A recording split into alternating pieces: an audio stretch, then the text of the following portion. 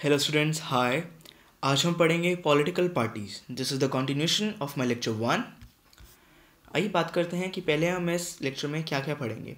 हम इस लेक्चर में नेशनल पॉलिटिकल पार्टीज़ के बारे में पढ़ेंगे और नेशनल पार्टी और स्टेट पार्टी के बारे में, चैलेंजेस और उनको रिफॉर्म करने के क्या तरीके हैं। आइए बात करते हैं नेशनल पॉलिटिकल पार्टीज़। जो पॉलिटिकल पार्टीज़ होती है उसको पहले रजिस्टर करना होता है इलेक्शन कमीशन को। जो कमीशन है वो हर पार्टी को इक्वली ट्रीट करती है, पर जो कुछ स्पेशल पार्टीज़ हैं उनको कुछ स्पेशल फैसिलिटीज़ प्रोवाइड करती है और उनको एक यूनिक सिंबल दिया जाता है जिससे कि वो इलेक्शन को कंटेस्ट कर सकें। उसको हम इलेक्शन सिंबल बोलते हैं। अब बात करते हैं हम नेशनल पार्टी और स्टेट पार्टी के बारे में।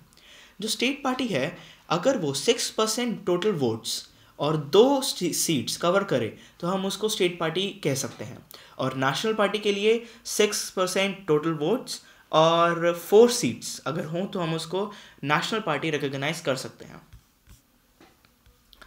आइए बात करते हैं इंडिया में कौन कौन सी नेशनल पार्टीज़ हैं। सबसे बड़ी जो सभी को पता है, इंडियन नेशनल कांग्रेस, हम इसको कांग्रेस पार्टी भी कहते हैं। ये वन ऑफ द सबसे ओल्डेस्ट है। 1885 में ये फाउंड हुई थी और इसका मोटिव है सेक्युलरिज्म। ये इसका सिंबल है, इलेक्शन सिंबल। अब बात करते हैं हम बीजेपी, भारतीय जनता पार्टी, जो इस टाइम हमारी पावर में है। ये 1980 में ये फाउंड हुई थी और भारतीय जन संघ ने इसको बनाया था। इसका स्ट्रॉन्ग था और इसका मोटिव है हिंदुत्व। ये इसका इलेक्शन सिंबल है लोटस।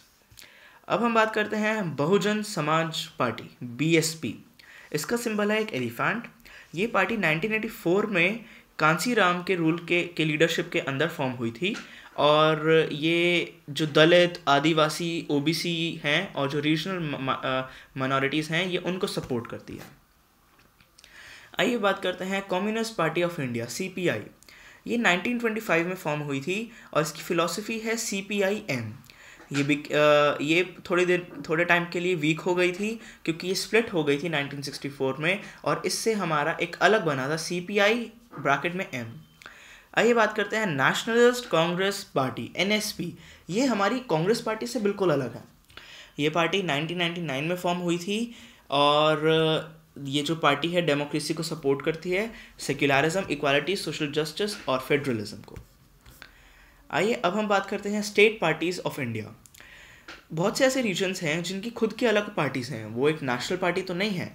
इसके एग्जांपल है समाजवादी पार्टी, बिजू जनता दल, डीएमके और भी बहुत सारे एग्जांपल्स हैं। और ये साइन है एक्सपेंशन का और डीपनिंग का, किसका? डेमोक्रेसी का इंडिया में।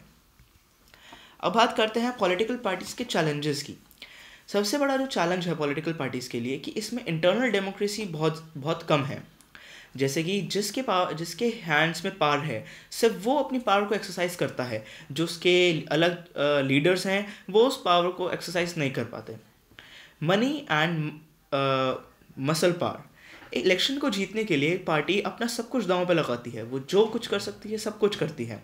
और कभी कभार क्या होता है, जो पार्टीज़ हैं वो अपनी डर्टी ट्रिक्स यूज़ करती हैं, जैसे कि जो क्रिमिनल्स हैं उनकी हेल्प लेती हैं, या फिर जो गुंडे हैं गुंडों को जहाँ पे, जैसे कि सपोज कल इलेक्शंस हैं तो आज रात को पॉलिटिकल पार्टीज गुंडे वहाँ पे भेज देती हैं और जो वहाँ का पोलिंग का जो ऑफिसर है उसको धमका देते हैं। सो ये सब डर्टी ट्रिक्स हैं और वो कभी बार कुछ लोगों को ब्राइब भी देते हैं एंड इसको कहते हैं हम मनी पावर और मसल पावर। अब हम बात करेंगे डायनेस्टिक सक्सेशन की। जो टॉप पोजीशंस हैं हर एक पॉलिटिकल पार्टीज़ में वो कंट्रोल होती हैं सिर्फ एक मेंबर से और उसकी फैमिली से। जो उसका नेक्स्ट जो पर्सन बॉर्न होगा, हम वो लोग उसी को एक लीडर बना देते हैं, जो कि एक हेल्दी डेमोक्रेसी का साइन नहीं है। अब बात करते हैं मीनिंगफुल चॉइस की। आजकल जो भी लोग इलेक्शंस में खड़े होते हैं वो दोनों ही एक तरह से एविल्स होते हैं।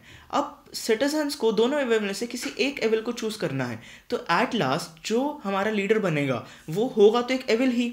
सो इसलिए पीपल के पास कोई अच्छी चॉइस है नहीं उन दो एविल्स को छोड़ के। आइए बात करते हैं way to reform political parties, कि हमें पॉलिटिकल पार्टीज़ को रिफॉर्म हम कैसे कर सकते हैं। एक लॉ था जो कि राजीव गांधी की प्रीमियरशिप में बनाया गया था, उसको बोलते हैं हम एंटी डिफ्लेक्शन लॉ। ये कहता है कि अगर कोई भी एमपी या एमएलए अपनी पार्टी चेंज करता है तो वो सीट को लूज़ करेगा और वो ना एमएलए रहेगा ना एमपी रहेगा। और इससे क्या होगा, जो डिफ्लेक्शन है, जो अपनी पार्टीज चेंज करते हैं, ये डिफ्लेक्शन कम हो जाएगी और जो एमएलए और जो एमपीज हैं उनको एक्सेप्ट करना पड़ेगा जो भी पार्टी लीडर्स उनको कहेंगे। अब बात करते हैं details of property and criminal proceedings during nomination.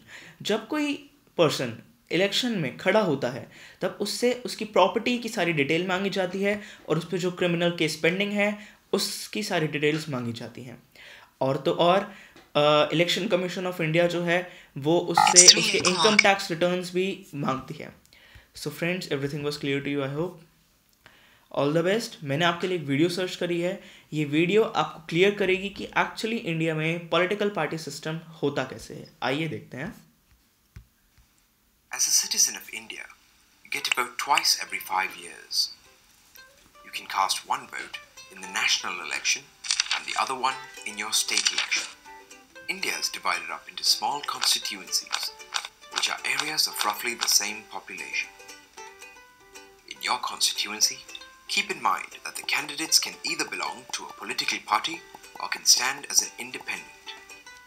When a political party wins the election, it means that a majority of its candidates got elected. In the state elections, you are voting to create a body called the Legislative Assembly or the Vidhan Sabha. Each state has its own legislative assembly and their main function is to make laws within their own state. This body is made up of elected representatives from each constituency of that state. There are multiple candidates standing from each constituency, and the one with the most votes becomes a member of the Legislative Assembly or an MLA.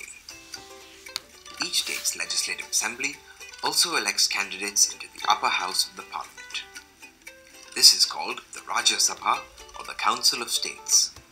Each state has a specific number of seats allotted in the Rajya Sabha, which are in proportion to the state's population. The lower house of the parliament is elected during the national elections. This is known as the Lok Sabha or the House of the People. Similar to the state election, one representative is elected from each constituency of the nation. Each of these elected candidates are called Members of Parliament or MP. We now have our three governing bodies, the Vidhan Sabha, the Rajya Sabha and the Lok Sabha, where your elected representatives go on to vote for the President of India. The President of India, along with the Lok Sabha and the Rajya Sabha, form the Parliament of India. The head of the government is the Prime Minister and is appointed by the President of India. The Prime Minister is usually from the political party that holds a majority of the seats in the Lok Sabha.